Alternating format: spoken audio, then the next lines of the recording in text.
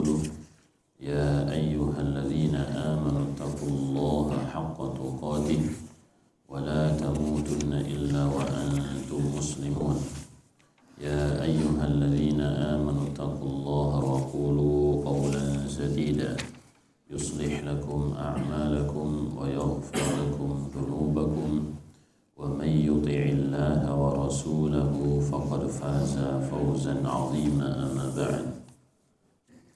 Jemaah kaum muslimin yang dimuliakan Allah Rabbul Alamin, alhamdulillah kita bersyukur kepada Allah Subhanahu wa taala yang senantiasa memberikan kenikmatan yang banyak kepada kita semua, sehingga pada pagi hari ini kita bisa berkumpul kembali di rumah Allah Subhanahu wa taala untuk beribadah kepadanya dan menjalankan sunnah nabinya, serta kita berzikir kepada Allah Subhanahu wa taala dengan mempelajari ilmunya yang telah diajarkan kepada nabinya Muhammad sallallahu alaihi wasallam. Semoga Allah Subhanahu wa taala menerima seluruh amal saleh yang kita kerjakan. Dan salawat serta salam semoga senantiasa tercurahkan kepada Nabi kita Muhammad sallallahu alaihi wasallam yang telah memberikan petunjuk kepada umatnya dengan sebaik-baik petunjuk dan yang telah mengajarkan kepada mereka dengan pendidikan yang terbaik. Dan kita adalah orang-orang yang membaca sejarah Nabi Muhammad sallallahu alaihi wasallam dan para sahabat radhiyallahu anhum.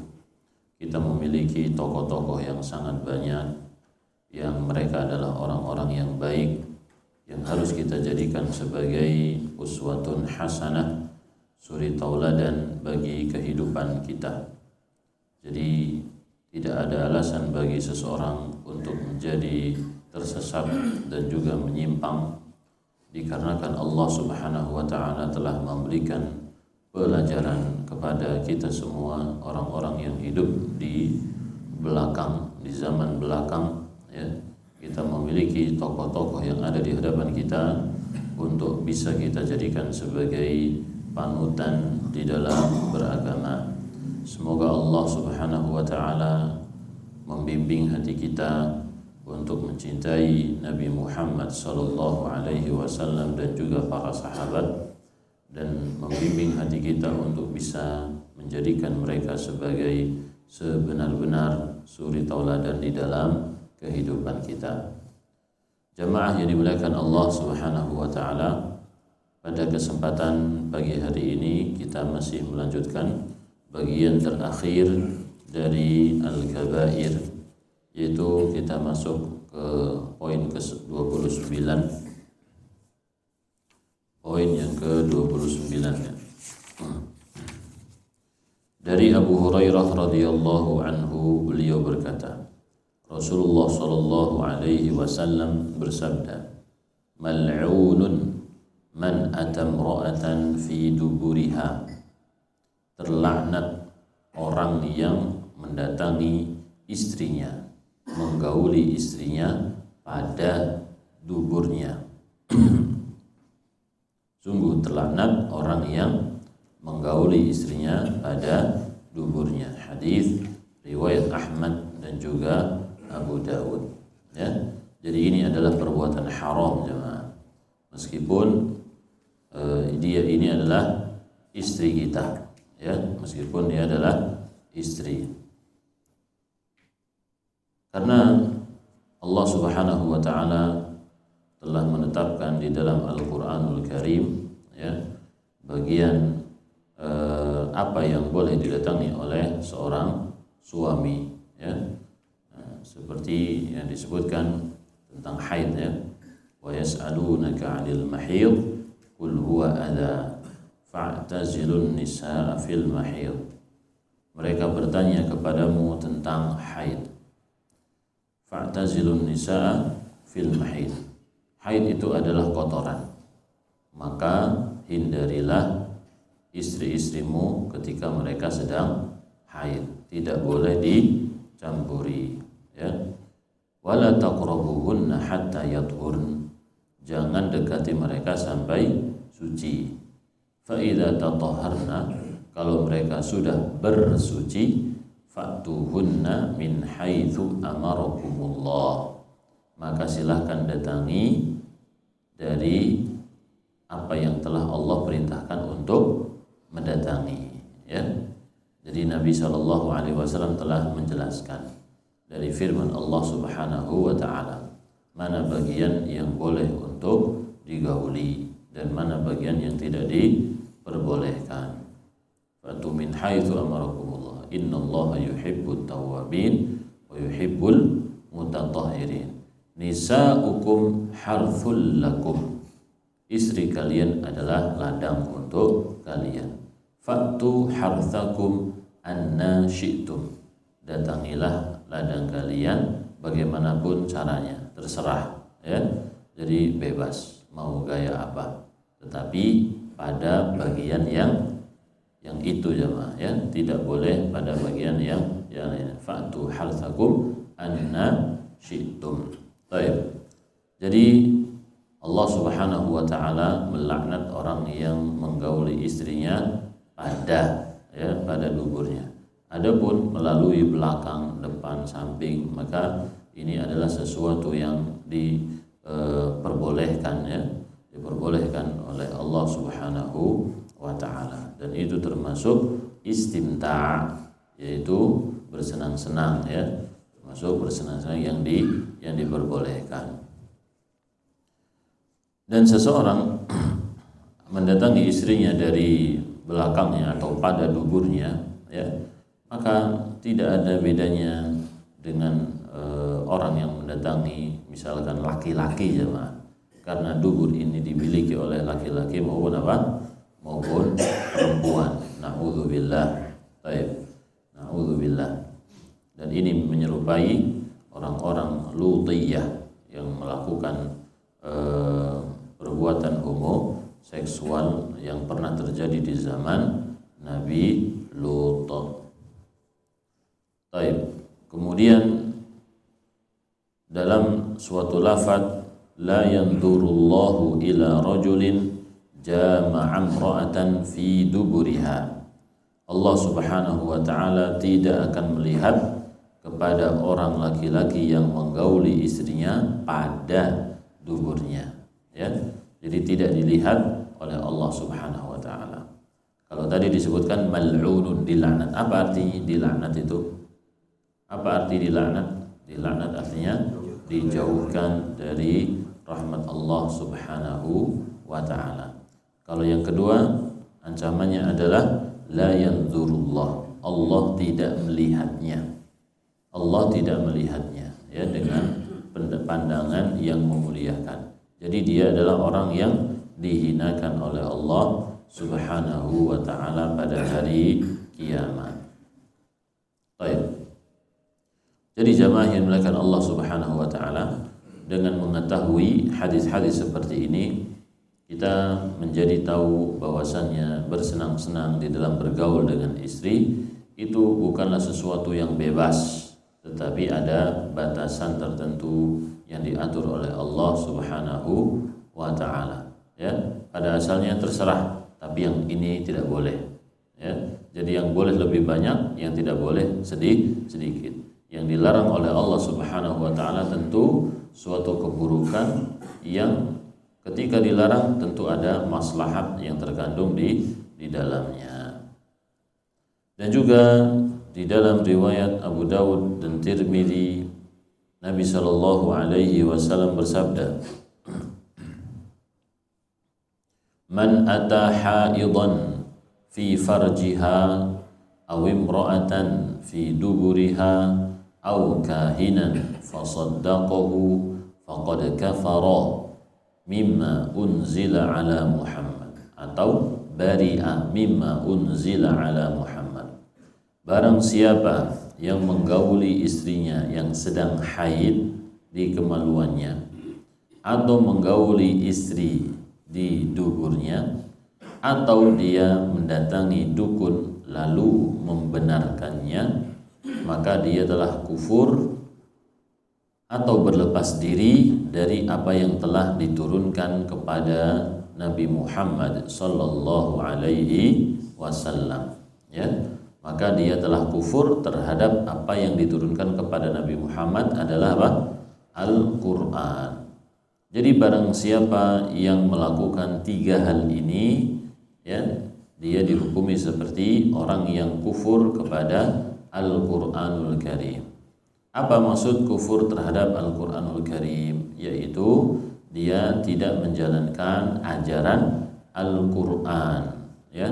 Selama orang ini meyakini bahwasanya perbuatan itu adalah haram, tapi kemudian dia melakukannya, maka dia bukanlah orang yang keluar dari agama Islam. Kecuali orang yang mendatangi dukun, jemaah. Kita tahu bahwasanya para ulama mengharamkan perbuatan ini, yaitu menggauli istri ketika haid atau pada duburnya. Adapun berkaitan dengan perdukunan, ya, membenarkan dukun, membenarkan bahwasanya dukun itu memiliki ilmu gaib, mengetahui hal-hal yang gaib, maka ini adalah bentuk apa? Kekufuran, ya, menyekutukan Allah di dalam rububiyahnya. Dan tadi kita sebutkan ayat yang berkaitan dengan haid, ya, sudah kita sebutkan, jemaah. Jadi bertentangan dengan ayat itu di dalam surat Al-Baqarah, ya, dalam surat Al-Baqarah.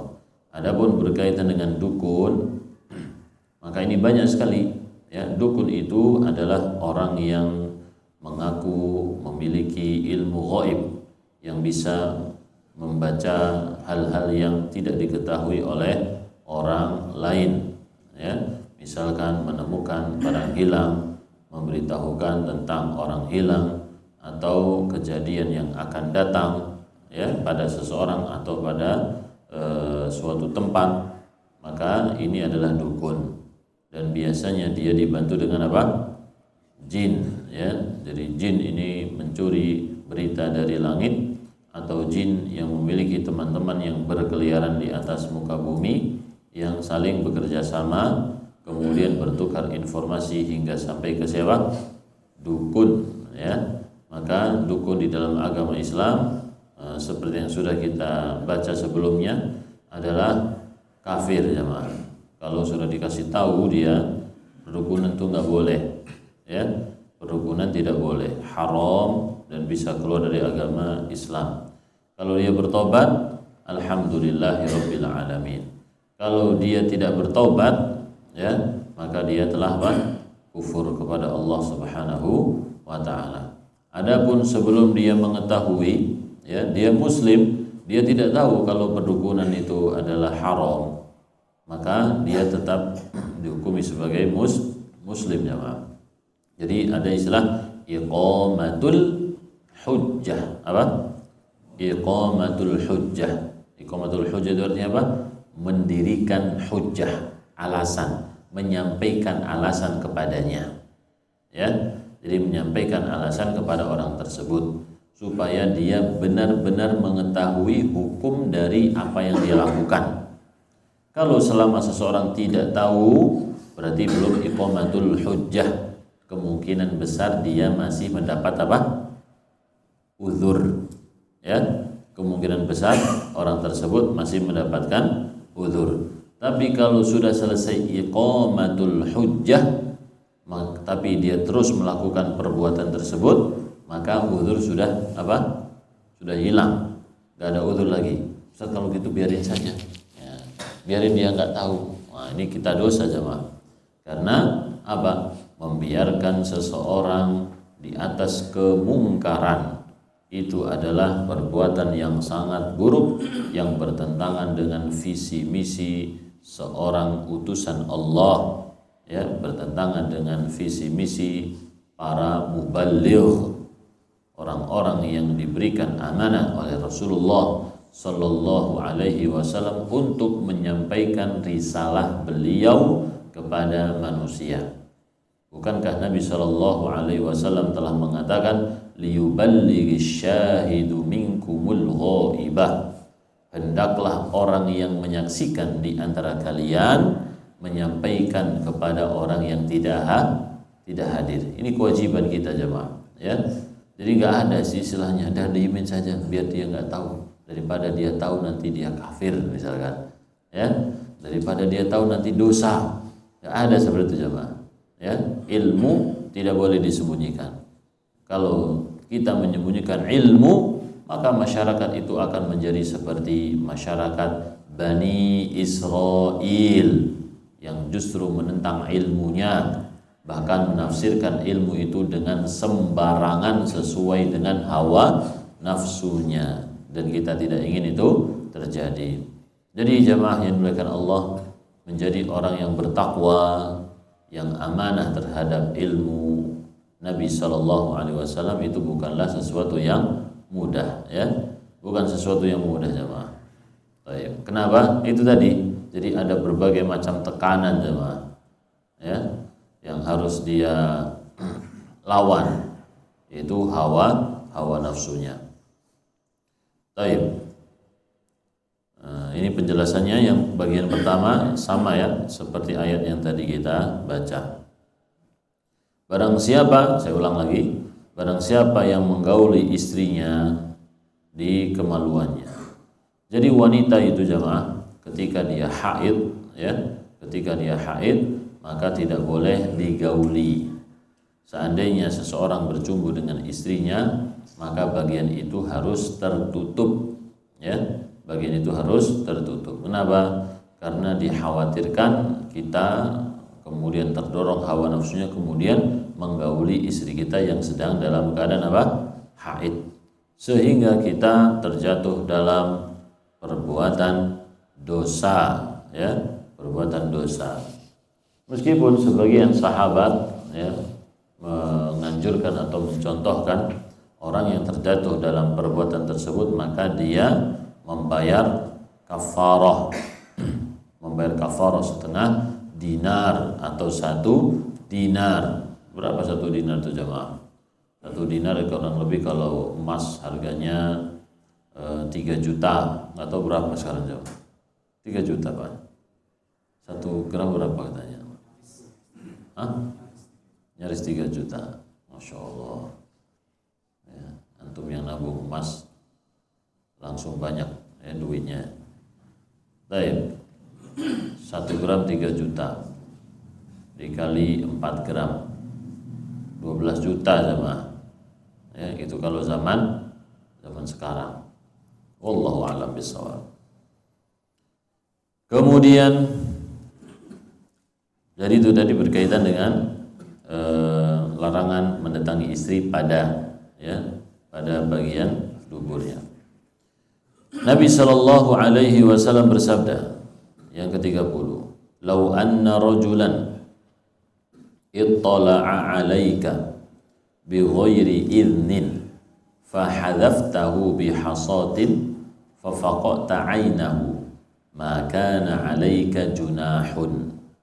Seandainya ada seorang laki-laki mengintipmu tanpa seizinmu, ya, seandainya ada seseorang yang mengintipmu, nengok kamu di rumah tanpa izin dia, ya, namanya ngintip enggak izin coba, ya. Baik. Lalu kita lempar, ya, kok lihat ada pergerakan tuh apa itu, kita lempar pakai pisau atau pakai apa gitu, ya. Kemudian fahadaftahu bihasah, kamu melemparnya dengan kerikil, ya. Di sini disebutkan apa? Kerikil. Lalu kamu pun membutakan matanya, maka na 'alaika haraj, maka kamu tidaklah berdosa, ya, maka kamu tidaklah berdosa. Ini adalah at-taghlidh, yaitu ancaman yang keras dari Nabi Shallallahu Alaihi Wasallam dari menengok rumah orang lain tanpa izin, apalagi memasukinya sembarangan. Maka itu lebih apa? Diharamkan, jemaah.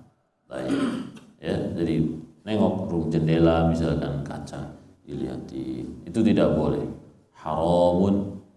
Baik. Dan ini jemaah yang dimuliakan Allah Subhanahu wa taala, diajarkan oleh Nabi Muhammad sallallahu alaihi wasallam untuk melindungi kehormatan seorang muslim.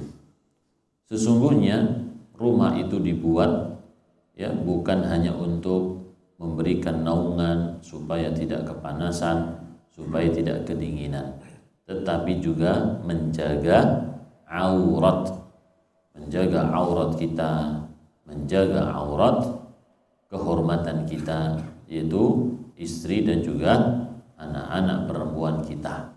Baik. Jadi itu fungsi apa jemaah? Fungsi rumah. Ini harus kita pahami. Jadi rumah yang kita bangun adalah untuk apa? Melindungi aurat keluarga kita. Kalau rumah itu tidak bisa melindungi aurat keluarga kita, maka itu namanya apa? Malfungsi jemaah. Ya, itu nggak ada fungsinya. Buat apa?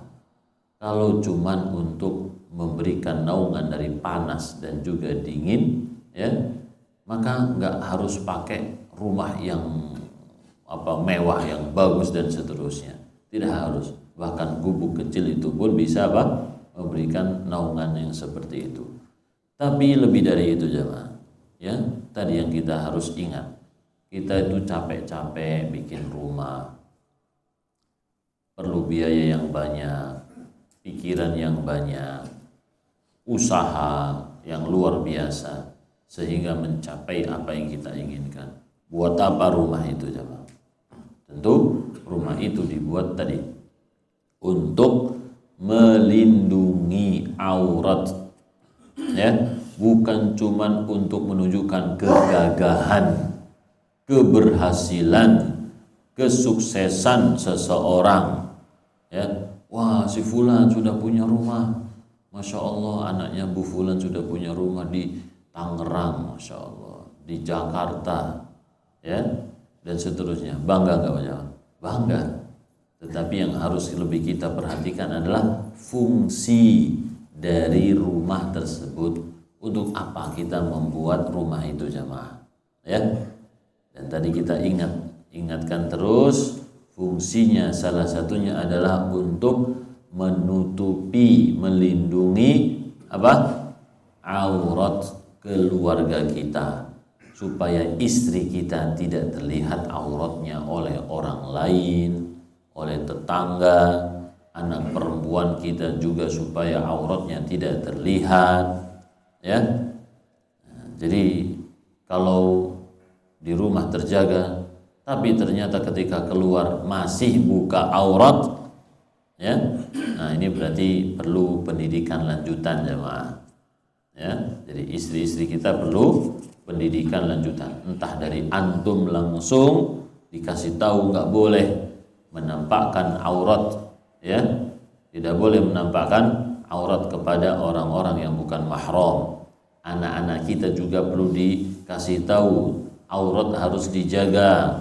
Seorang perempuan tidak boleh menampakkan auratnya kepada orang-orang yang bukan mahramnya. Dan ini tanggung jawab orang laki-laki, bapak, ya, kepala keluarga. Allah menamakan orang laki-laki sebagai Al-Qawwam. Al-Qawwam itu apa? Al-Qawwam kalau bahasa terjemahan di buku di Al-Quran itu pemimpin jemaah. Tapi Al-Qawwam itu memiliki makna yang lebih luas daripada hanya sekedar pemimpin.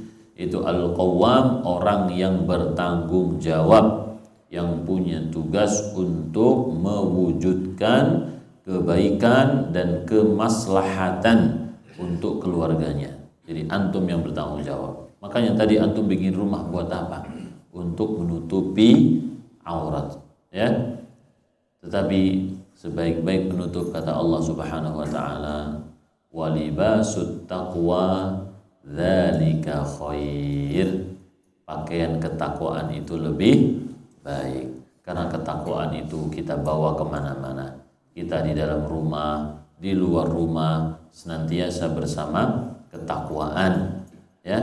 Dan kita nih harus banyak-banyak berdoa kepada Allah Subhanahu wa taala supaya Allah memberikan ketakwaan kepada keluarga kita dan khususnya kepada kita, yaitu dengan doa Rabbana hab lana min azwajina wa dzurriyyatina qurrata a'yun waj'alna lil muttaqina imama. Wahai Rabb kami, berikanlah untuk kami pasangan-pasangan dan keturunan yang menjadi penyejuk mata kami, yang enak dilihat, karena mereka adalah orang-orang yang rajin beribadah, rajin ngaji, rajin sholat, rajin puasa, akhlaknya baik, nurut sama suami, mudah diingatkan, anaknya nurut sama orang tuanya, ya kan? Senang gak kalau kita punya keluarga yang nurut-nurut? Dan antum waja'alna lil muttaqina imama, jadikanlah kami sebagai pemimpin untuk orang-orang yang bertakwa, ya. Kenapa mereka bisa bertakwa? Karena antum adalah orang yang paling bertakwa. Ya, orang bertakwa tentu percaya dengan orang yang bertakwa, saling percaya jemaah, ya. Ketika istri punya suami yang bertakwa kepada Allah, yang ilmunya insya Allah sahih, ya, dan juga perhatian terhadap pendidikan anaknya, keluarganya, insya Allah mereka pun akan mempercayakan kepada suaminya. Tenang jemaah dan senang, ya. Bukankah pertama kali dulu ketika kita menikah bahwasanya keluarga itu mempercayakan, yaitu bimbing aku ke surga, ya, bimbing anakku ke surga. Baik. Jadi ini kembali kepada tadi jemaah, ya, fungsi rumah, ya, fungsi rumah. Baik. Yaitu untuk melindungi aurat keluarga kita, ya, melindungi aurat keluarga kita. Kalau ada orang yang melihatnya dari jendela atau dari atap atau dari apa saja, itu adalah perbuatan dosa, ya, termasuk bagian dari pidana jemaah, ya. Nggak tahu nih kalau di hukum pidana ada apa enggak, ya, nggak tahu jemaah.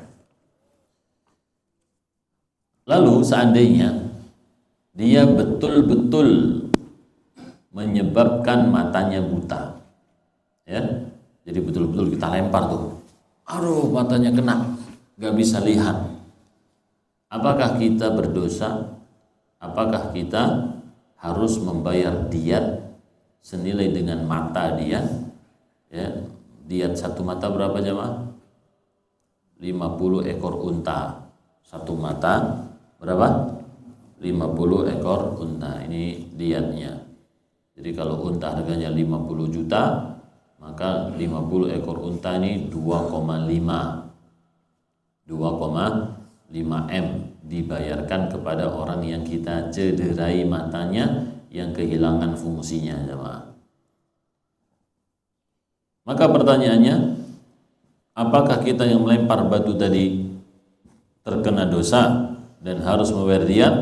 Maka jawabnya tidak, ya, karena Nabi SAW telah mengatakan maka na'alaika junah, tidak dosa, tidak masalah, ya, tidak masalah. Jadi itu sebagai hak kita untuk melindungi kehormatan. Dan juga di dalam lafaz yang lain diriwayatkan oleh tadi muttafaqun alaih, ya.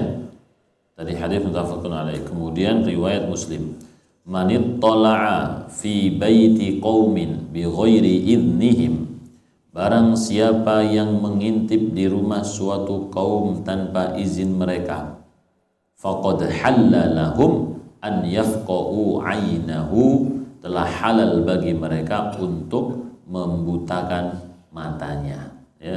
Jadi halal jemaah, tidak diharamkan. Tapi kalau misalkan cara membutakannya bukan dengan cara melempar, tapi ditangkap misalkan, tangkap itu, ditangkap kemudian dicongkel matanya, maka ini tidak boleh, ya. Jadi yang diberikan izin tadi, yang diperbolehkan itu kita melihat ada orang ya, kemudian kita lempar atau kita dicolok atau apa gitu ya. Maka yang seperti ini tidaklah termasuk dosa. Nah, insya Allah bisa difahami jamaah, bisa difahami dan juga bisa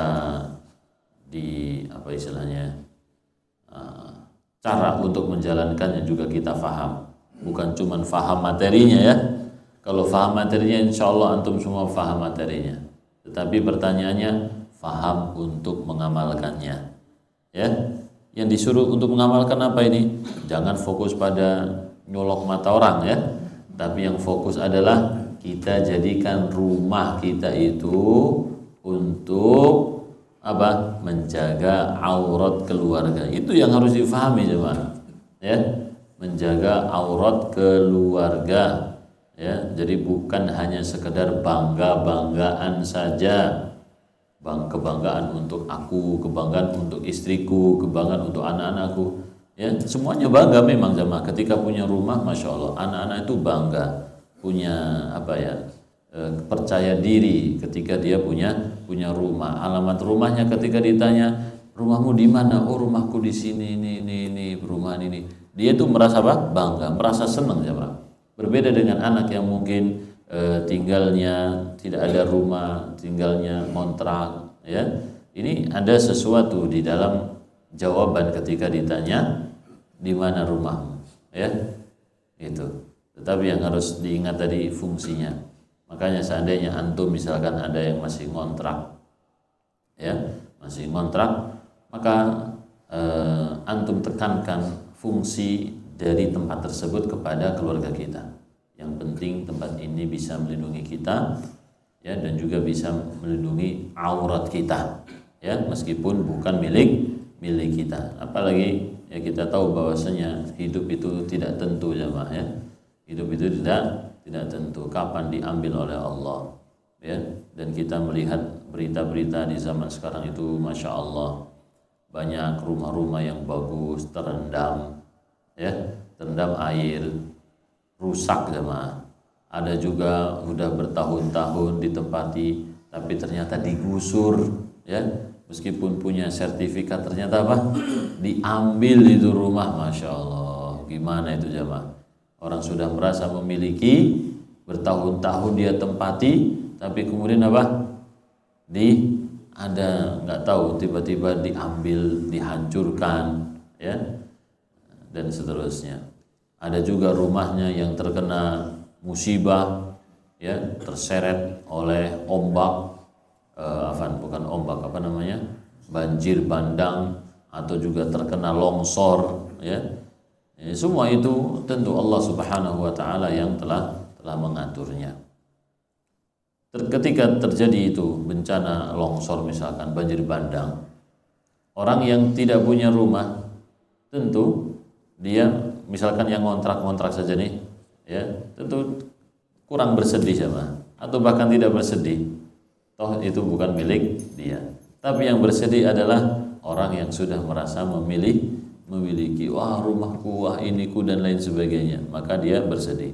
Tapi yang tidak punya maka tidak bersedih, toh dia tidak mempunyai apa-apa yang untuk ditangisi.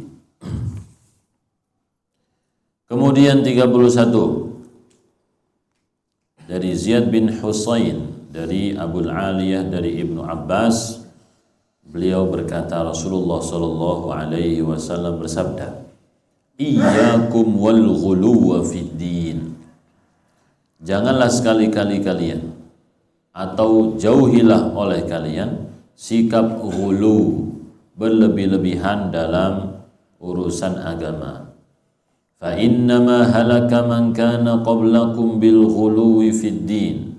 Sesungguhnya orang-orang sebelum kalian mereka itu binasa karena al-ghulu di dalam agama. Apa itu ghulu? Yaitu sikap melampaui batas ya, keluar dari aturan yang telah ditunjukkan oleh Nabi sallallahu alaihi wasallam.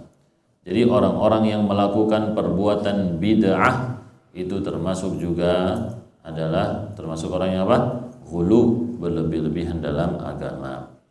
Di zaman Nabi Shallallahu Alaihi Wasallam ya sudah nampak semangat para sahabat. Ya, kalau kita bandingkan semangat para sahabat dengan semangat kita, tentu para sahabat radhiyallahu anhum adalah orang yang paling semangat. Coba kita perhatikan, ada 3 sahabat yang datang ke rumah istri Nabi Shallallahu Alaihi Wasallam, yaitu untuk bertanya bagaimana ibadah Nabi Shallallahu Alaihi Wasallam. Ya, maka diberitahukan tentang ibadah beliau. Beliau itu tidur, kemudian sholat malam setelah tidur. Beliau juga kadang puasa, kadang juga tidak puasa. Ya, dan beliau selalu bergantian mendatangi istri-istrinya. Maka sahabat 3 ini nggak terima apa? Itu kan Nabi, kata dia. Itu kan Nabi Muhammad. Nggak apa-apa kalau ibadahnya seperti itu, sedikit nggak apa-apa, kata dia. Ya, nah, kalau kita ini apa? Ya, beliau sudah diampuni oleh Allah Subhanahu Wa Taala dosa-dosa yang lalu ataupun yang akan datang. Adapun kita nggak ada jaminan diampuni. Satunya mengatakan, ya sudah, kalau gitu aku akan sholat malam terus menerus, nggak bakal tidur. Satunya lagi mengatakan, aku mau puasa terus menerus, nggak ada jedanya. Satunya lagi lebih ekstrim lagi, aku nggak mau nikah, kata dia. Ya, tidak mau nikah, kenapa? Karena ingin fokus beribadah kepada Allah Subhanahu Wa Taala. Baik. Ketika Nabi Shallallahu Alaihi Wasallam mendengarkan mereka ini, beliau tidak mengacungi jempol, beliau tidak bertepuk tangan, beliau tidak memuji-muji mereka jemaah. Ya, tetapi justru beliau risih dengan ucapan mereka. Beliau tidak setuju dengan cita-cita mereka ini jemaah. Ya, meskipun mereka bukan orang yang akan melakukan sesuatu yang baru, puasa bukan sesuatu yang baru, sholat malam bukan sesuatu yang baru, fokus ibadah ya sehingga tidak sempat untuk menikah, ini juga bukan sesuatu yang baru. Tetapi karena cita-cita mereka itu menyelisihi sunnah, ya, menyelisihi sunnah Nabi Shallallahu Alaihi Wasallam, maka beliau pun mengingkarinya. Siapa orang yang mengatakan begini dan begitu? Ya, siapa? Sesungguhnya aku adalah orang yang aku sholat, aku juga tidur, aku puasa, aku juga kadang tidak puasa, dan aku punya istri. Waman raghiba an sunnati falaysa minni. Barang siapa yang tidak suka terhadap sunnahku, maka bukan termasuk golonganku. Ya, siapa yang tidak suka dengan sunnahku, maka tidak termasuk golonganku. Jadi Nabi Shallallahu Alaihi Wasallam menyebut orang-orang yang melampaui batas dengan melesat dari sunnah Nabi Sallallahu Alaihi Wasallam. Melesat artinya keluar dari sunnah Nabi Sallallahu Alaihi Wasallam, benci terhadap sunnah Nabi Sallallahu Alaihi Wasallam. Baik. Oleh karena itu jamaah, ya, semangat di dalam beragama itu harus ada remnya. Direm, tidak boleh kebablasan. Islam itu tidak menerima inovasi di dalam ibadah. Berinovasi, ayo bikin ini, bikin itu, macam-macam. Itu nggak perlu jemaah. Islam tidak membutuhkan inovasi dalam beribadah. Kita itu disuruh untuk apa? Ikuti saja Nabi SAW bagaimana beragama, ya. Jadi bukan untuk apa? Al-ghulu. Termasuk di dalamnya al-ghulu fis salihin, berlebihan kepada orang-orang soleh. Ini sangat berbahaya, ya. Orang soleh yang meninggal itu menjadi fitnah, ya. Orang soleh yang meninggal itu menjadi apa? Fitnah, jadi ujian untuk orang lain jemaah. Dan kita tahu sejarah tentang munculnya berhala-berhala yang disembah di zaman Nabi Nuh. Karena apa? Karena ada orang soleh yang meninggal dunia. Orang soleh meninggal dunia, para teman-temannya, pengikutnya, mereka sedih, ya, sehingga tanpa ilmu mereka membuatkan patung-patung, gambar-gambar yang dipajang di tempat mereka bertemu, berkumpul, hingga akhirnya apa? Hingga akhirnya setan memiliki peran yang besar untuk membuat kebohongan dan mengajak manusia menyembah patung tersebut. Baik. Karena apa tadi? Karena hulu, melampaui batas kepada orang-orang soleh. Dan ternyata itu fitnah yang terjadi juga di zaman umat Nabi Sallallahu Alaihi Wasallam. Ya, banyak orang-orang yang melakukan kesyirikan ya kepada orang-orang yang sudah meninggal dunia. Dengan apa? Tadi sama jamaah. Dengan kisah-kisah, cerita-cerita yang dimunculkan, ya, karomah-karomah, keajaiban-keajaiban. Jadi misalkan seorang ulama yang dimunculkan bukan keilmuannya, ya, tapi yang dimunculkan apa? Keajaibannya. Syekh Abdul Qadir Al-Jilani, beliau itu ulama jemaah, ya, ulama Hambali, ya, yang memiliki ilmu yang luas, kesolehan yang luar biasa. Tapi yang dimunculkan bukan ilmunya, yang dimunculkan adalah keramatnya, ya. Jadi beliau adalah orang yang keramat, yang dikisahkan bisa menarik ruh, yang berdiskusi dengan malakul maut. Oh itu pengikutku itu, ya, jangan diambil nyawanya, kembalikan. Nah, di zaman sekarang ada lagi orang yang ngaku-ngaku bisa ngomong sama malaikat, ya. Nah, itu insya Allah itu nggak ada dari teman-teman kita jemaah, ya. Aneh-aneh yang seperti itu tidak ada dari ustadz-ustadz antum, nggak ada jemaah, ya. Karena kita memang sudah terbentuk, kepalanya sudah terbentuk, ya, ala sam'i wat ta'ah. Kalau apa namanya, di hadapan Al-Quran dan Sunnah, birro'si wal ain katanya, udah pasrah dengan kepala dan mata kita, pokoknya ada di pelupuk mata kita, ya. Kalau ada sesuatu yang aneh-aneh, langsung kita adalah orang yang paling mengingkarinya. Nggak ada dalilnya, ngomong sembarangan, aneh-aneh, ya, maka kitalah orang yang paling mengingkarinya. Dan itu sangat bagus ya.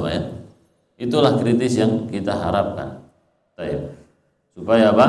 Supaya tidak sembarangan berbicara dalam agama tanpa ilmu.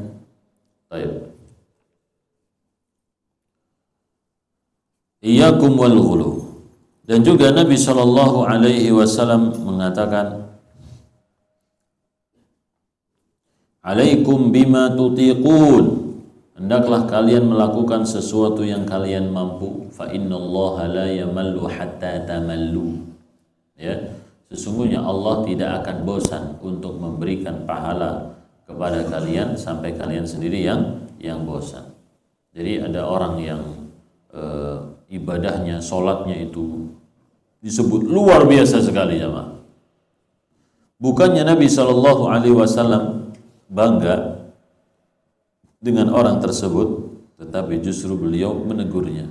Kalian melakukan ibadah itu biasa-biasa saja, sesuai dengan kemampuan istiqomah kalian, ya. Jadi itu teguran Nabi Shallallahu Alaihi Wasallam. Dan tadi hadis yang kita sampaikan dari Ibnu Abbas, iyyakum wal ghulu, ini berkaitan dengan suatu kisah, yaitu ketika Nabi Shallallahu Alaihi Wasallam sampai di Muzdalifah di musim haji, beliau sedang berhaji. Beliau mau melempar jamarat, ya, yang ada di perbatasan Mina. Beliau minta kepada Ibnu Abbas untuk mengambilkan kerikil, 7 kerikil. Lalu Ibnu Abbas pun mengambilkan 7 kerikil untuk melempar, ya, sebesar jempol jari, ujung jari jempol. Ketika kerikil itu sudah di tangan Nabi Shallallahu Alaihi Wasallam, ya, beliau pun mengatakan, ya, seperti inilah kalian melempar. Dengan kerikil seperti inilah kalian melempar. Lalu beliau mengatakan, iyyakum wal ghulu, jauhilah dari sikap berlebih-lebihan, melampaui batas, ya. Jadi seluruh ritual di dalam agama Islam itu ada aturannya. Ada aturan jamaah. Dan memang mengikuti aturan itu bukanlah sesuatu yang mudah, karena kita dituntut untuk rajin belajar supaya tahu jamaah. Ya, ada aturan-aturannya. Baik. Kemudian juga di dalam berinfak misalkan tidak boleh melampaui batas. Allah Subhanahu wa taala berfirman, "Walladzina idza anfaqu lam yusrifu wa lam yaqturu wa kana baina dzalika qawama." Dan orang-orang yang apabila mereka berinfak, mereka tidak melampaui batas dan tidak juga pelit, dan juga mereka melakukan apa? Pertengahan, ya. Ini ibadur rahman.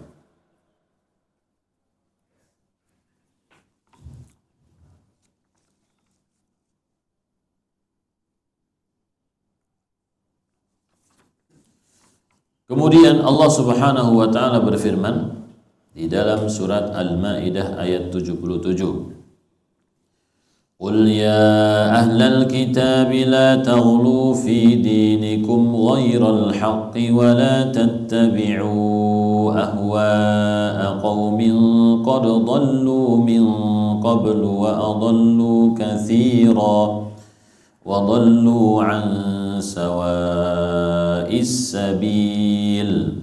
Katakanlah, ya ahlal kitab, wahai ahlu kitab, la taghlu fi dinikum, janganlah kalian berlebih-lebihan melampaui batas dalam agama, ghairal haqqi, dengan cara yang tidak benar, wala tattabi'u ahwa'a qaumin qad dallu, dan janganlah kalian mengikuti hawa nafsu suatu kaum yang mereka itu sudah tersesat sebelumnya, wa adallu katsira, dan juga mereka sudah menyesatkan orang yang banyak, wa dhallu an sawa'is sabil, dan mereka telah tersesat dari jalan yang lurus, ya.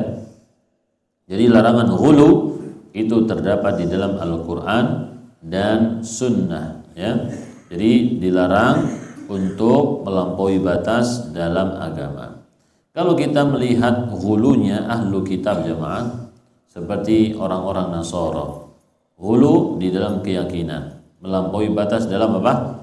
Keyakinan. Apa itu? Mereka meyakini apa? Mereka meyakini bahwasanya Isa adalah anak Allah. Itu melampaui batas jemaah. Ya, jadi berlebih-lebihan di dalam meninggikan kemuliaan Nabi Isa. Ya, mungkin sebagian orang mengakui Nabi kita Muhammad sallallahu alaihi wasallam, beliau itu adalah nur, cahaya. Allah Subhanahu wa taala menciptakan Nabi Muhammad dengan cahaya, satu cahaya yang besar, kemudian memancarkan cahaya yang lainnya, kemudian ada muncul Nabi Adam, Nabi ini dan lain sebagainya, kemudian muncul planet ini, planet itu, kemudian bumi, itu semuanya dengan apa? Nur Muhammad. Taib, ini tidak benar ya, Pak. Ini kepalsuan, ya. Jadi nggak ada istilahnya Nur Muhammad, teori Nur Muhammad itu tidak ada. Itu lebih mirip dengan teorinya orang-orang Yunani ya, Pak. Ya. Jadi teori Nur Muhammad itu lebih mirip dengan teori orang-orang Yunani dalam terciptanya alam semesta ini ya, Pak. Ya. Dan itu sangat mirip. Baik. Adapun ahlu sunnah mengetahui bahwasanya Nabi Muhammad itu adalah Bani Adam, bukan diciptakan dari cahaya, tapi diciptakan dari apa? Dari apa, teman? tanah, ya kan? Kalau cahaya itu apa? Malaikat, ya. Kalau beliau dari cahaya berarti beliau malah malaikat, ya. Jadi Allah sudah menyebutkan penciptaan ini dari dulu. Itu salah satu fungsinya, jamaah. Tapi banyak orang yang masih belum faham itu, ya. Belum lebih mementingkan hadis yang palsu daripada keterangan-keterangan yang sahih yang sumbernya dari Al-Quran. Hadis sahih justru ini disampingkan gara-gara ghulu, melampaui batas kepada Nabi Sallallahu Alaihi Wasallam. Baik. Jadi kebiasaan ghulu, mengkeramatkan seseorang, benda, itu buruk sekali, jemaah. Dalam agama Islam sangat buruk, ya. Itu bisa merusak agama seperti agama orang-orang terdahulu itu rusak. Nah, membuat ibadah-ibadah yang baru itu pun sudah ada di agama selain Islam. Orang Nasara misalkan membuat apa? Membuat acara-acara baru, ya. Mereka membuat Natal misalkan, membuat Natal di tanggal 25 Desember. Dari mana itu, jemaah? Bukan ajaran Nabi Isa, ya. Bukan ajaran Nabi Isa itu. Jadi merayakan hari kelahiran, ya, disebutkan itu baru keluar di beberapa abad ketiga atau keberapa, itu baru ada, jemaah. Sebelumnya apa? Gak ada sama sekali. Ya, beberapa ratus tahun gak pernah ada perayaan. Nabi Isa pun tidak pernah ulang tahun, ngundang-ngundang temannya, ayo ulang tahun, gitu. Gak ada, jemaah. Taib. Di zaman Nabi Muhammad juga gak ada beliau ulang tahun, ya.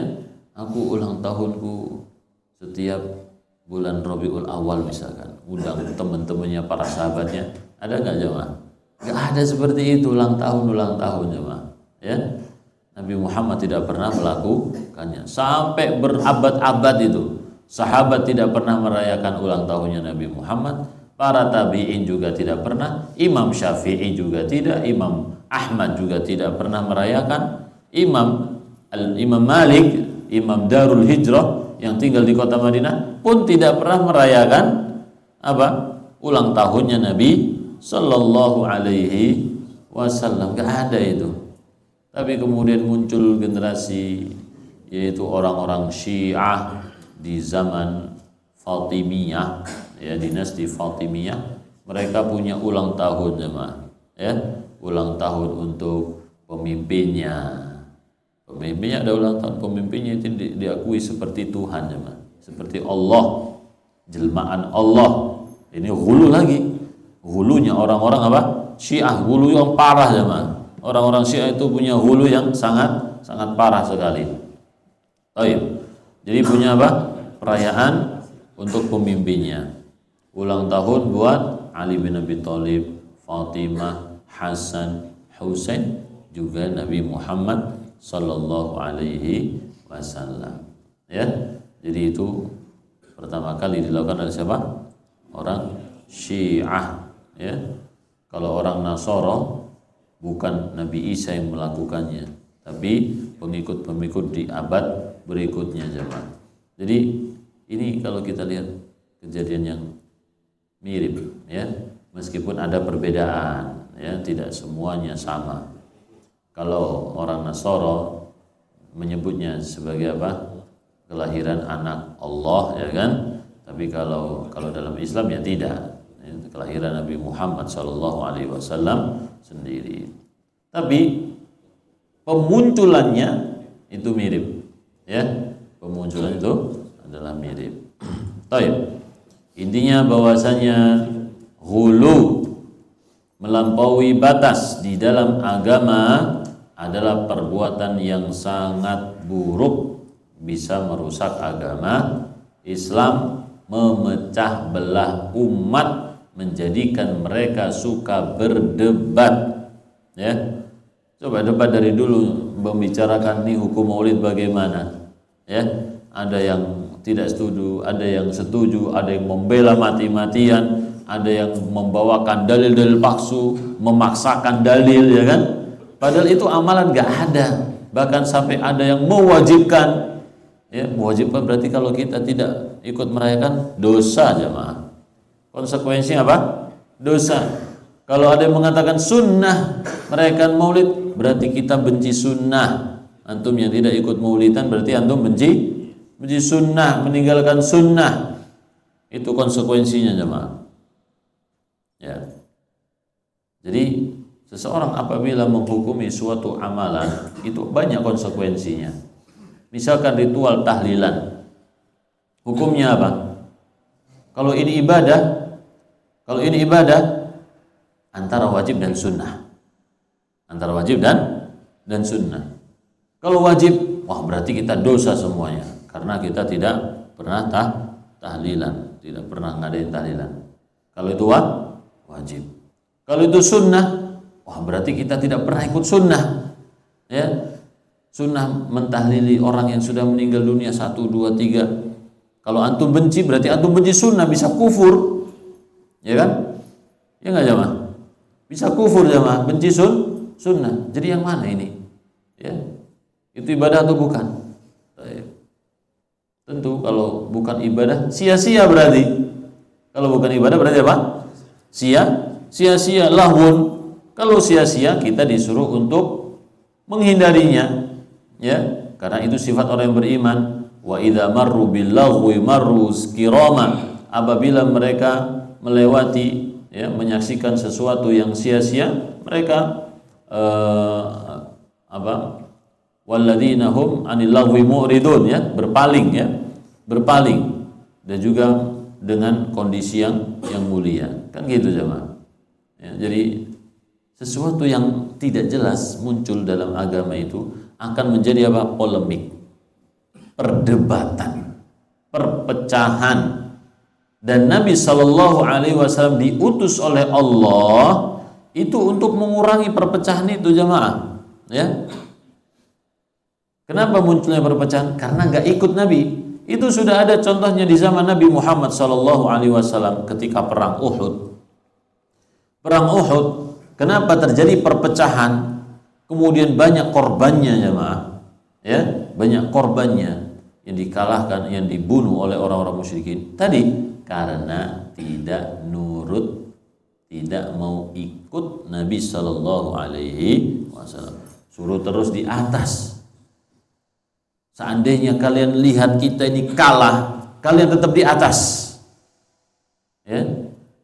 Tapi mereka malah apa? Malah turun. Nabi Muhammad sudah menang, ayo turun.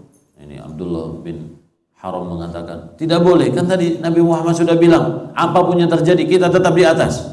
Tetap saja nggak nurut, mereka masih turun. Ya sudah, akhirnya terjadilah apa yang terjadi sesuai dengan kehendak Allah Subhanahu wa taala. Demikian juga di dalam kehidupan ini jemaah. Nabi Shallallahu Alaihi Wasallam sudah berpesan berbagai macam, jangan melakukan bid'ah, jangan melakukan ghulu, berlebih-lebihan, ya, jangan melampaui batas. Beliau sudah menyampaikan hal tersebut, ya. Kalian akan melihat perpecahan yang banyak, tapi itu sudah sunnatullah jemaah, ya. Yang ingat dengan sunnah, dia adalah orang yang diberi hidayah oleh Allah.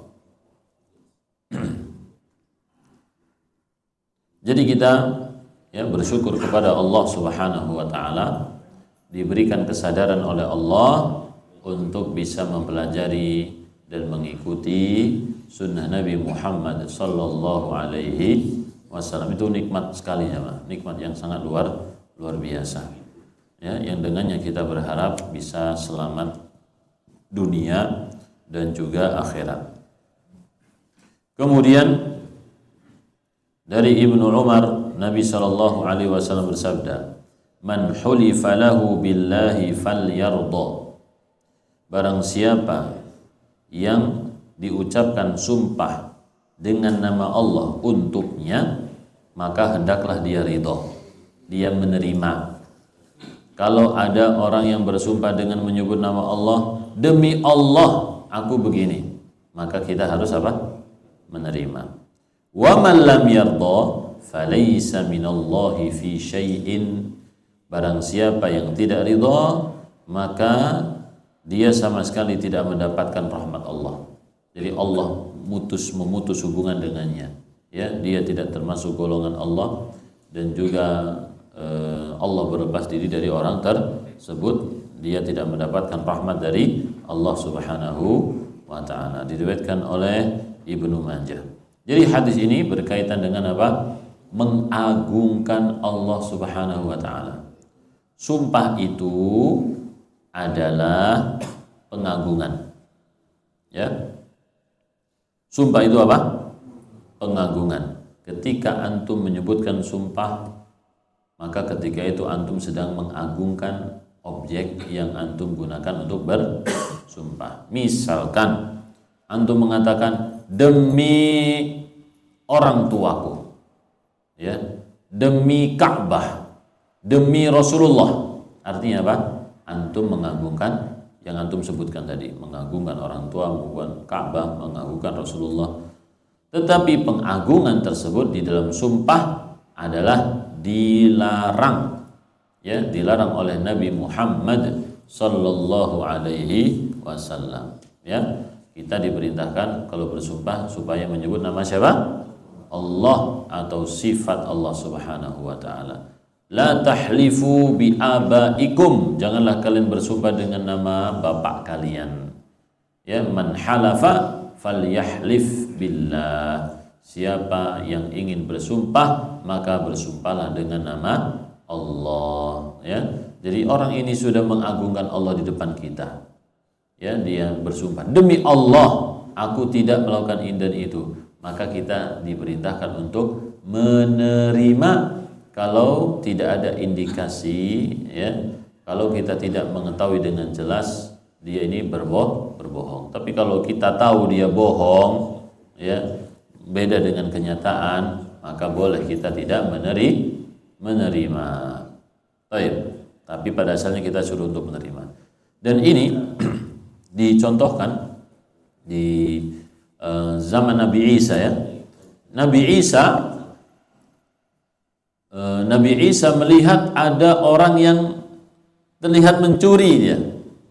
Ya, Nabi Isa melihat ada orang mencuri. Kemudian Nabi Isa menghampiri orang ini, "Kamu mencuri ya?" Ya. "Demi Allah aku tidak mencuri," kata dia. Ya. "Demi Allah aku tidak mencuri." "Oh, mataku salah lihat," kata beliau. Ya. Mataku salah lihat. Kenapa beliau menerima orang yang bersumpah tadi? Bersumpah itu adalah ucapan yang sangat ditekankan. Ya. Bersumpah itu adalah ucapan yang sangat ditekankan. Seseorang memastikan ucapannya benar dengan menyebutkan apa? Sumpah. Jadi orang yang bersumpah itu jangan terbiasa sumpahnya bohong, ya Pak. Itu haram, ya. Perbuatan haram, tidak memuliakan Allah Subhanahu wa ta'ala. Baik. Jadi kita diperintahkan untuk merelakan atau rela dengan orang yang bersumpah dengan menyebut nama Allah Subhanahu wa ta'ala. Akan tetapi kalau kita melihat ada orang yang sering sumpah, dikit-dikit sumpah, ya, maka otomatis hati kita itu akan tidak suka dengan orang tersebut karena dia mengumbar sumpah. Karena orang yang terbiasa bersumpah, maka akan tidak memuliakan Allah Subhanahu wa ta'ala. Man ta'awwada syai'an hana 'alaihi. Siapa yang sering melakukan sesuatu itu akan menjadi remeh di hadapan dia. Kalau ada orang sering bersumpah, dikit-dikit sumpah demi Allah, wallahi, maka sumpah itu pun menjadi remeh buat dia, jemaah. Baik.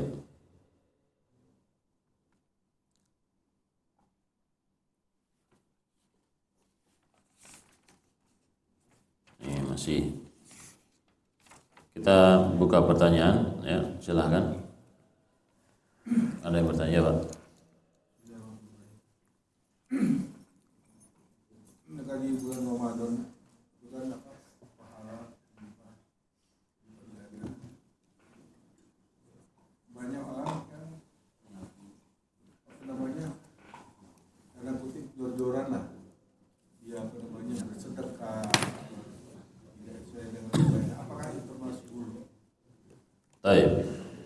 Di bulan Ramadan. Jadi sedekah itu jamaah, seandainya seseorang itu bersedekah dengan jumlah yang sangat banyak, kita melihat dari individu ya. Setiap individu ini berbeda. Dan juga melihat kondisi. Abu Bakar As-Siddiq pernah mensedekahkan seluruh harta yang dia miliki. Umar Ibn Khattab pernah mensedekahkan setengah harta yang dia miliki. Yaitu ketika dalam kondisi tertentu, ketika kaum muslimin membutuhkan dana yang banyak untuk berperang. Ya, seandainya kita melihat banyak musibah, ya banyak musibah, kemudian kita punya mobil kita jual, uangnya nanti kita sumbangkan buat makan mereka. Kita punya apa lagi kita jual, bahkan kita punya rumah besar kita jual, setengahnya nanti bikin rumah kecil saja, setengahnya kita infakkan. Ini tidak masalah jemaah, ya. Tidak masalah. Itu masih batas yang apa istilahnya, masih bisa dikompromikan karena kebutuhan pokoknya masih bisa terpenuhi. Baik. Tapi kalau dia menginfakkan seluruh hartanya, dia nggak punya apa-apa, tunggu dulu, lihat kondisi dia, lihat keimanan dia. Jangan sampai ketika dia setelah menginfakkan dia menyesal, aduh kenapa dulu aku ini, kenapa nggak punya apa-apa. Dia sendiri butuh mendapatkan infak ya. Jadi kita harus memperhatikan kebutuhan kita juga jemaah. Nah, jadi seseorang yang berinfak di jalan Allah Subhanahu wa taala ya, boleh dia berinfak sesuai dengan kondisi pribadinya ya. Kalau dia memang kuat dan masih ada kemungkinan sumber-sumber rezeki yang dia miliki, maka silahkan. Tidak mengapa. Baik. Gitu Pak. Assalamualaikum. Assalamualaikum. Karena masih kurang paham ini surat Al-Haqqah mengatakan hartaku sama sekali tidak berguna bagiku, itu pada saat kita sudah meninggal atau memang masih hidup? Itu khusus untuk orang kafir itu ya. Ma'aghna anni maliyah, hartaku tidak berguna. Halaka anni sultaniyah, kekuasaanku sudah sirna ya. Jadi orang-orang yang mendapatkan catatan amal dari sebelah tangan kirinya ya, mereka ini mengeluhkan apa saja yang mereka miliki nggak berguna, keluarga tidak berguna, harta tidak berguna, kekuasaan tidak berguna, jabatan-jabatan tidak berguna ya. Karena apa? Karena amalnya buruk ya Pak. Amalnya buruk, tidak beriman kepada Allah Subhanahu wa taala. Baik. Ada lagi Pak?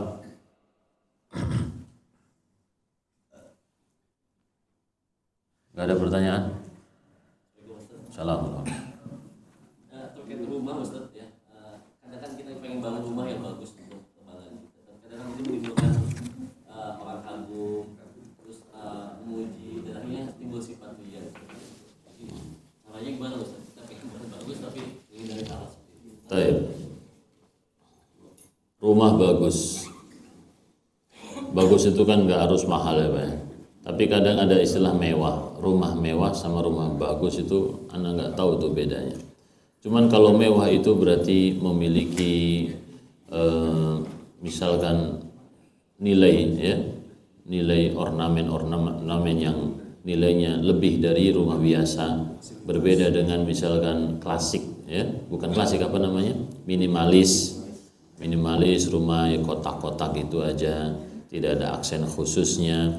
Berbeda dengan rumah mewah, misalkan rumah-rumah klasik orang-orang zaman dahulu itu kan, masya Allah itu ukirannya itu menunjukkan apa? Kemewahan. Taib.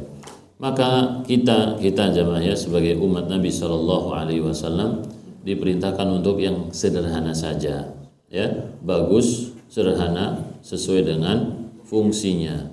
Karena kalau kemewahan itu tentu juga ini adalah suatu bentuk apa? Gaya hidup ya. Suatu kemewahan maka memiliki harga. Dan harga itu bukan cuma ketika kita membuatnya, tapi ketika kita merawatnya.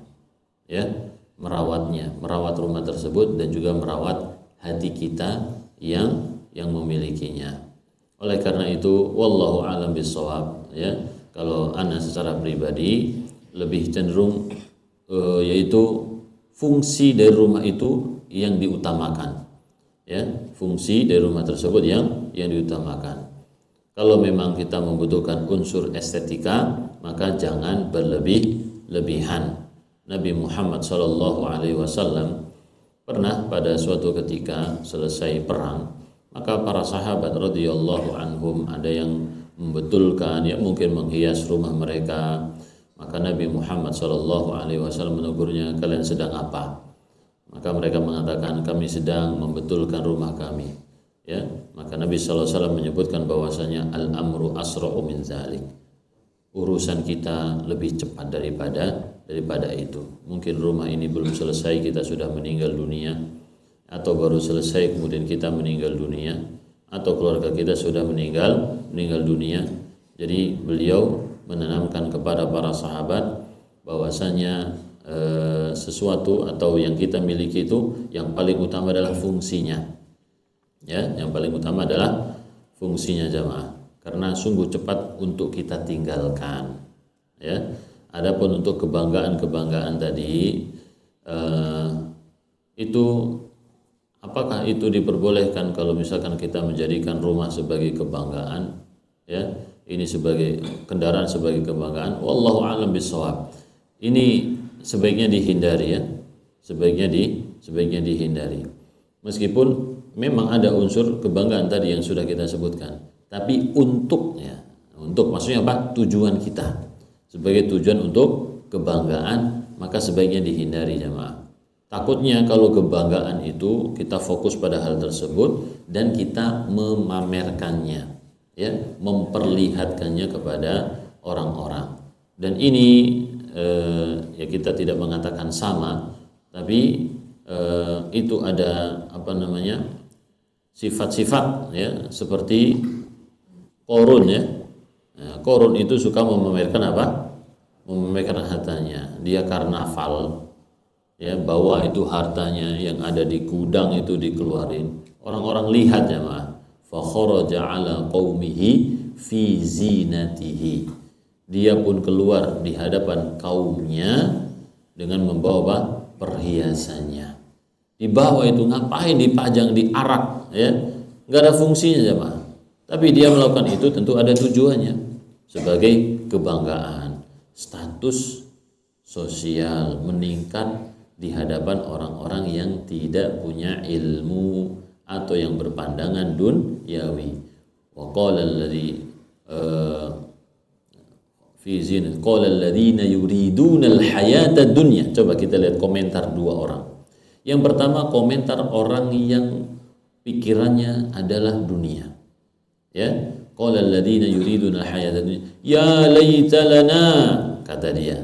Aduhai sekiranya kita memiliki sesuatu seperti yang dimiliki oleh Qarun. Ya, jadi harapan mereka itu ingin punya seperti yang dimiliki oleh Qarun, harta yang melimpah ruah. Innahu ladu hadzin azim. Dia punya bagian yang sangat banyak, kata mereka. Ini pandangan siapa tadi? Pandangan orang yang duniawi. Wa qala alladziina utul ilm. Adapun orang yang diberi ilmu jemaah, diberi hidayah ilmu, dia pun mengatakan wailakum, celaka kalian. Thawabullahi khairun, pahala dari Allah. Pahala dari Allah. Jadi dengan rumah kita bisa dapat pahala, dengan kendaraan kita bisa dapat pahala. Thawabullahi khairul liman amana wa amila salihah. Pahala dari Allah lebih baik untuk orang yang beriman dan beramal saleh, ya. Jadi kita jadikan harta yang kita miliki sebagai ladang untuk mendapatkan pahala. Dan juga Nabi Shallallahu Alaihi Wasallam menyebutkan kuda itu ada tiga. Kuda ada tiga. Yang pertama kuda yang pahala untuk tuannya. Yang kedua ada kuda untuk memenuhi kebutuhan tuannya. Dan yang ketiga ada kuda yang mendatangkan mendatangkan dosa. Ya, kuda yang mendatangkan pahala yaitu kuda yang dipersiapkan untuk berperang fi sabilillah. Ya, dia kasih makan, kasih minum, dia latih, ya, dia tunggangi. Jadi apa yang diminum oleh kuda, apa yang keluar dari kuda itu, ketika dia loncat-loncat naik ke tempat tinggi, semuanya pahala jemaah. Jadi gerakan-gerakan kuda itu pahala semuanya untuk orang tersebut. Yang membedakan antara tiga hal tersebut apa? Nah, niat dan fungsi. Niat dan fungsi ini penting ini untuk kita semua ya. Niat dan fungsi dari segala hal yang kita miliki itu mempengaruhi pahala atau dosa. Adapun untuk memenuhi kebutuhan, jadi orang tersebut menggunakan kuda ya mungkin untuk ke pasar, membawa gerobak barang, membawa dia tunggangi dan seterusnya, sehingga dia bisa apa? Mudah melakukan berbagai macam hal. Nah, ini seperti kita punya mobil ya, Mas. Ya, sebagian orang punya mobil buat pajangan, gagah-gagahan. Betul atau tidak? Ya, ini tidak bisa dipungkiri ya, Mas. Ya, mungkin kita duitnya banyak, bingung aduh apa ya? Dah beli mobil harganya 10 M. Buat apa? Ya, buat ya gimana punya duit namanya. Kalau misalkan iya karena mobil ini enak ya, fungsi ini nggak berisik ya, nggak masalah karena menyesuaikan dia juga punya uang banyak, nggak masalah. Tapi kalau niatnya untuk gagah-gagahan cuma dipajang nih, ini mobil ini nih, nanti jalan-jalan pakai mobil yang ini dilihat orang, wah ya ini niatnya lagi jemaah. Adapun yang ketiga tadi yaitu kuda untuk menyombongkan diri. Dia punya kuda, kudanya tinggi, gagah, warnanya bagus, mengkilat misalkan. Ketika dia naik kudanya, wah, punggungnya tegak, kepalanya mendongak ke atas, menyombongkan diri. Yang seperti inilah yang dimurkai oleh Allah Subhanahu wa taala. Atau seseorang kadang-kadang bergaya biasa saja atau bergaya kayak orang biasa. Tapi hatinya sombong itu dalam hati jemaah, ya. Jadi sesuatu yang kita kendarai itu sering mempengaruhi hati kita, ya. Dan itu sering. Antum yang naik motor harganya 300 juta dengan yang harganya 20 juta, ya, rasanya gimana jemaah? Sama atau beda rasanya? Tentu beda. Dalam hati itu gitu ya. Ada sesuatu yang apa? Yang mengganggu dalam hati kita. Itu kalau kita memahami hati kita sendiri jemaah, ya. Baik. Itu baru apa? Baru motor jemaah, harga segitu. Belum nanti kalau kendaraan, rumah dan lain sebagainya. Baik. Jadi ini perlu kita pertimbangkan.